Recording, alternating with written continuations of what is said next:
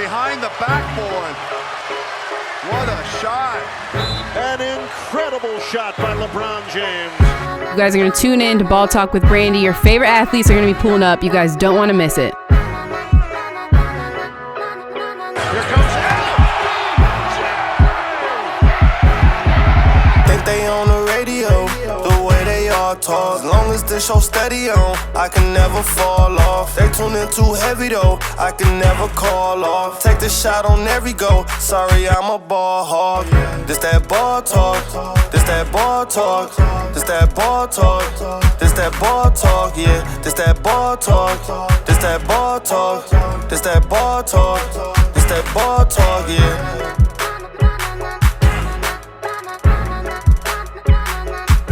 What's up, everybody? It's Brandy, your favorite sports girl, and I always tell you guys to tune in because you guys never know what favorite athlete of yours I'm going to have on Ball Talk. And of course, today I have another one, so I want you guys to give a big welcome to Ralph Holley, a new signee of the Cleveland Browns. How are you today? Doing good. I'm doing good. How are you doing? I'm doing good. I appreciate you coming on Ball Talk to join me. So I want to bring it back to when you were younger in high school. You're from near Detroit. During high school, I saw you played multiple sports, football, basketball, and shot put. So what was it like playing all three of those sports and ultimately deciding on continuing football? Yeah. Honestly, it's like my parents wanted me to get exposed to everything, not just football. And shot put was fun. I ain't gonna lie, shot put was fun. I mean, I wasn't the fastest guy, but I was strong, so I could throw the shot put, and I ended up winning state championships like 2 years in a row for that. So it was cool. Basketball was kind of short lived. I would foul out like every game. Like, it was kind of tough. I don't know, but my dad was a basketball player, so he wanted to be in the basketball. But I started taking football like serious like when I think it was my sophomore year when we won our first state championship, and then I saw all my friends getting offers. I was like, this is free college that I could be getting, pretty good. So that's my sophomore year is really when I started taking it serious. So going into college, what made you choose to go to Western Michigan over other schools? At the time, Western Michigan, when I was coming in, Western Michigan had just they had a really good season. They went undefeated. They had went to the Cotton Bowl. They had multiple drafts, like guys get drafted out of there and everything. So I was just like, I really want to go there. I want to be close to home too, like far enough where my parents can't just like pull up on me whenever, but like close enough to like where it's like if it's an emergency, I can see them and everything. Mm-hmm. But it was that, and like I want to play my first year. Like I want to be a true freshman, and they had a plan for me there. So, yeah. So you talk about them having that plan. You played 5 years there. You earned all MAC honors. What was your favorite time during your college career there? Ooh. Hold on. I would have to. I would say it would have to be like my sophomore year, like the season where I really became a starter, and I think I had like 5 or 6 sacks that year. Mm-hmm. And I didn't even get all MAC that year, and I had an amazing season. But that was like the first year where I actually felt like, I was coming into myself as a D1 college player, and I was establishing myself. So that was really that first year and my last year. Honestly, my last year it was I went crazy that last year. So. Those two, really, yeah. So then you go to the NFL draft in 2022. After going undrafted, a lot of people take different routes. So what made you decide to go to the USFL? To be honest, it was Canada actually wanted me out of college, and it was Toronto that wanted me. But I was just like, I was being kind of like novice then. I was just like, I want to stay down here and play football. Like, mm-hmm. Canada and everything like that, but I went to the USFL, and just like my agent had suggested me going to the USFL, and they were in the middle of their season too, so I thought it was like I could get in and then get in and get out type thing. So then you transitioned to the CFL after that. What was it like going from college to playing pro, but in, not the US? Yeah, it was weird. I'm not gonna lie. Like, Canadian ball is very different because like Mhm. they have 12 guys on each side of the ball. There's 3 downs. The field is 10 yards in length and 10 yards in width, like bigger than our field. Mhm. And like it's just a lot. Like you have to be a yard off the ball as defense and offensive lineman. Like it's different, but it's still football at the end of the day. It just took me a minute to get like accustomed to everything, but it's still like football, just like with different little like nuances and everything. So, how would you say you had to adapt to those different challenges, like you talking about the wider field and things like that? Oof, I had to be in shape, like shape. Like there's it's rare that there's a defensive lineman in the Canadian Football League that's like 300 pounds plus. Oh, Like wow.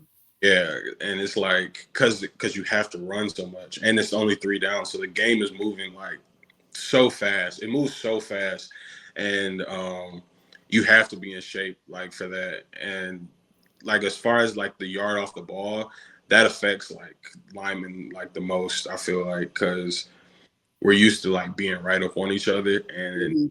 like that extra yard. But I feel like personally, it challenged my like athleticism to like because I just have to you have to get off like getting off the ball like it just made everything like has to happen quicker. So I think it challenged me in a good way, honestly. So, in 2024, you were playing for Toronto in the CFL and you tied for the league lead with 8 sacks, and you also won the Grey Cup. So, what was that season like for you, and what led to that breakout for you? Ooh, uh, honestly, like I started off on a practice roster and Mhm. CFL. I missed like the first 2 or 3 games, so like I was just happy to be playing football, and I was working out every day like I was going to play in the games. But, injuries happen in football, like, as you know, and stuff. So, like, I got the opportunity. And, like, my first game in, I was like, I'm just gonna ball out. My first game, I was like, I'm just gonna ball out. And I had a sack and like a TFL in that game, and they never put me down from there. And then like I started getting more comfortable with the scheme, with the players I was playing with, and I just started going off. Just once I started understanding the scheme and being in the game is the best teacher. Like you can learn so much off the field, but like Mhm. actually field you learn the most. So I feel like that's where like I really started, coming to my own for real. And that Grey Cup was crazy. Like it was my first like I went to the USFL championship, but this was like it was crazy because we played in Vancouver, and we played in BC, and it was like I don't know, it was so many people there. Like the whole city was just like Grey Cup out and everything like that, and Mhm. won. It was just it's just good to see like all the hard work you put in like from camp to in the off season and all that stuff to like finally come to like that one moment. So it was cool. It was So, you talk about, being in that Grey Cup. Your team also was the defense that had the most sacks. So, what do you think about being in that system helped you succeed? oh yeah, it was crazy like for real because um, I was playing with like the number one D tackle in the league, which was Jake Ceresna, the number one DN, which was his name was Flo or Malade. And the number two DN, which was Robbie Smith. Like, so I was surrounded by like superstars in the CFL, Mhm. which made like my job like just a lot like easy. Not I wouldn't say easier, but like it took a lot of attention off of me. Right. Nobody was, I made a name for myself, and it was good because we all had the same goal in mind. It's just like get to the ball, and, just do our thing. Like we all had the common goal of winning. So and when I feel like when you have like a defense that's like one minded, it makes everything a lot easier for real. So now this past year, you did a NFL workouts with quite a few NFL teams during the workout window. What is something maybe that a scout or a coach told you that you'll keep with you during your rookie year?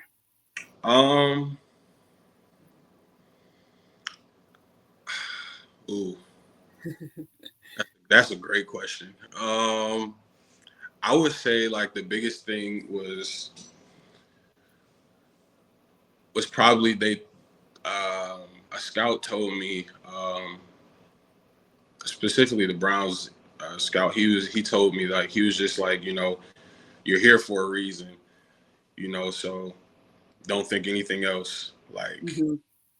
because my role was different. Like I wasn't drafted. I wasn't, I didn't get the opportunity just to come straight out of college, and my role has led me here, and that meant a lot to me because I am supposed to be here.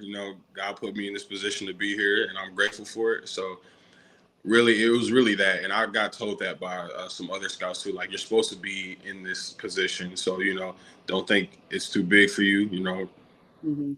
You just got to be in the moment and do your thing.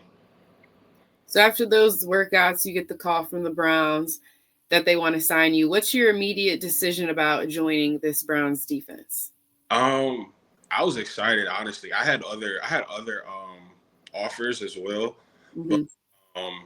honestly, the Browns was the team I most wanted to go to. Not even because of the financials, but because of the opportunity there, the Mm-hmm. opportunity that was there, and the type of defense they ran catered to the type of player I am. I'm not the biggest, I'm not the 6'5", 350 D tackle, and they cater to the type of D tackle I am, explosive and a playmaker. So I was really happy about that. Plus, Coach Schwartz, I love the type of defense he ran. I grew up watching his Detroit Lions when I was younger. So it was definitely the Browns, and of course Jock. He's the D line coach. He called me, and we had good talks about what we were going to do with the defense and how they wanted me, and I loved everything about it. And the fan base there is like, it's crazy. I like it. It's crazy. Like, and the fans are amazing. Like, I've done a lot of PR stuff, and Mm-hmm. being out in the communities, getting to meet the community and everything, and the people of Cleveland are just amazing, and the fans are great. I love it. Yeah, Dog Pound does not play about any of the Browns players for sure. So now I saw in college your pregame routine was listening to jazz and getting some pep talks from your dad and a close friend, right? So is that going to be the same routine headed into this season? Oh yeah, it's been the same thing. The same thing. You feel me? Like I listen to some good Sade. I listen to. I listen to. I balance it between jazz and gospel, you know. But my dad, he calls me. We have prayer and he gives me his old man pep talk, and Mm-hmm. like that. And my best friend, we actually played at Western together, and we used to pray before every game together. But ever since he's in the medical field now, he actually is in Cleveland now. He's a PA in Cleveland, Oh, but wow. yeah, he calls me before every game when I'm in the locker room, and we have a little prayer, and I've kept it the same. This hasn't strayed me wrong one time. So you talk about your dad. He was a basketball standout. You mentioned that before. He won a state championship alongside Dominique Wilkins. How has his basketball legacy kind of influenced you on the football field? It's influenced me a lot because his basketball career unfortunately stopped in high school, Mm-hmm. and he's just been he wanted to go on the same course I was on, but he just didn't have the right guidance and everything like that. And it's just my he's very strong in his faith, so his faith, if anything, has been the one thing that's I've learned the most from him, for real.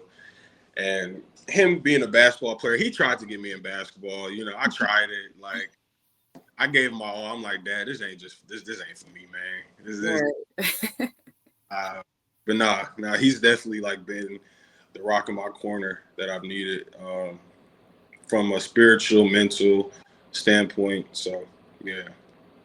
What would you say is something that you're looking forward to in your rookie year? I'm looking forward to my first sack. I'm not gonna lie, because I like in the stadium like that, like a home game sack, like, Mhm. and the first, honestly, the first win, like, for the team for the year, like, I can't wait. I just, that atmosphere. There's nothing like it. Like being on the field and winning for the city. Like I just honestly can't wait for that, for real. So you talk about getting that first sack. Who are some players that you want to sack in the league? uh, I mean, it'll have to be Lamar. It has to be Lamar. Yeah, like Lamar's a phenomenal quarterback, and you know, it would just be, it'll be crazy. It'll be all sacking, For Lamar, sure, that's a good one. or now Aaron Rodgers. Yep, all division rivals. So, what would you say are some players that you grew up watching and maybe looked up to and kind of inspired your game by?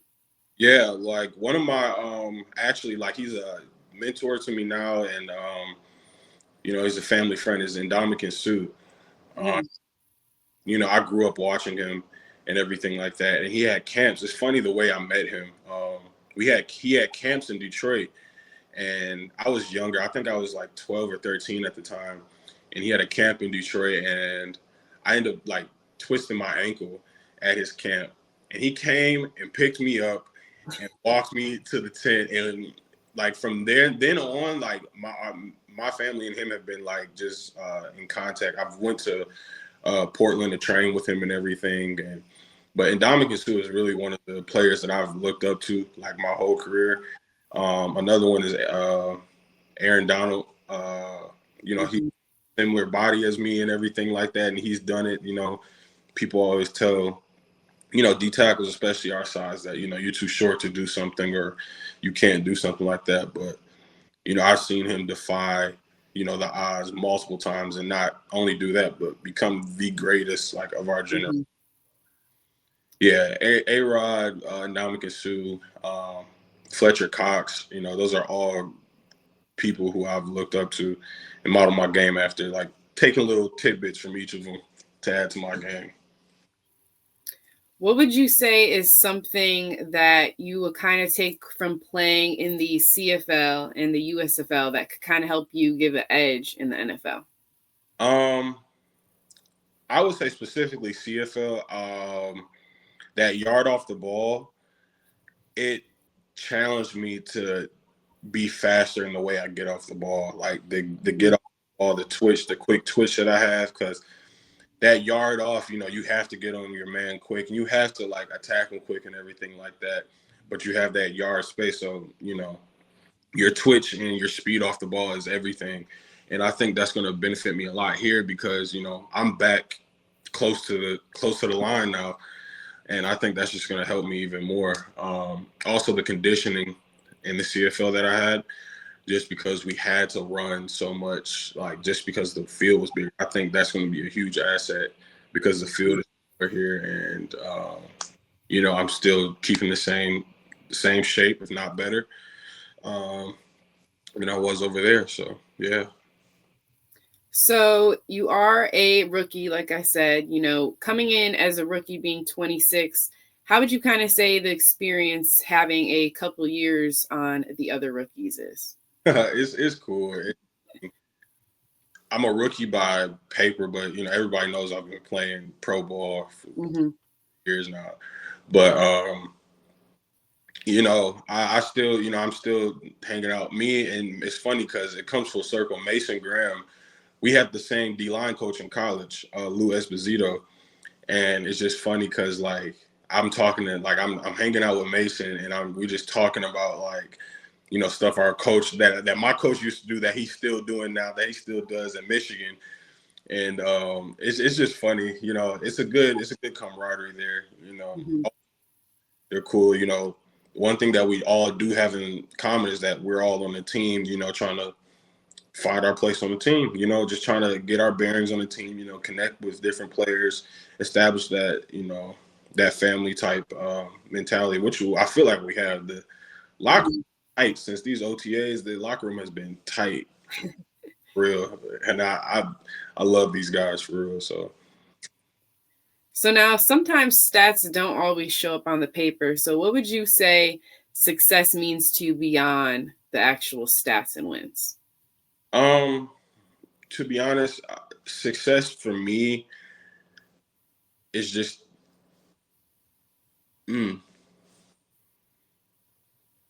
success for me is just like the ideal of like not giving up, honestly. That's like the whole, and getting to a point where I can say that I've given it my all, and I haven't held anything back. That's like my whole football journey is just a story of trials and tribulations, ups and downs, getting denied, getting accepted, and I still haven't given up. So, when my football career is all said and done, it's just like saying that, I gave it my all.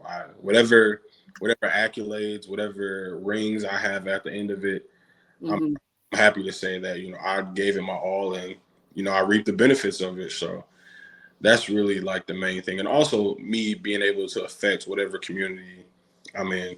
I'm really big on community service and, helping the youth and everything like that, just because I know where I've come from and the different ways that it's challenging for me, that maybe I can, give them a little hint, or like give them a little push, in a direction that I wasn't given. So you talk about, talking with the youth and giving them that push. What would be something that you would want the younger kids to take away from your journey with football? I say believe in yourself, honestly. Like, believe in yourself to the full extent. Don't let anybody else like tell you, like, whatever goal you have in mind, whatever like ambition you have, like, trust in yourself 1,000%, because it's going to be you getting yourself to these points, and nobody else is going to believe in you more than yourself. So like, just push yourself, and life is gonna life, like, real. I ain't gonna lie, it's going. There's a point where I was a substitute teacher, not knowing if I was gonna play football again. Like, I was just doing it just to make money and everything. Then I get a call from Canada, like, you want to come up there? So like, trust yourself and put put everything you can into your craft or what you're passionate about, because it'll come to fruition if you put the work behind it, for real. So now, before you get out of here, my last question: what is something that you would tell Browns fans that they might not know about you? Okay. That's a nice one.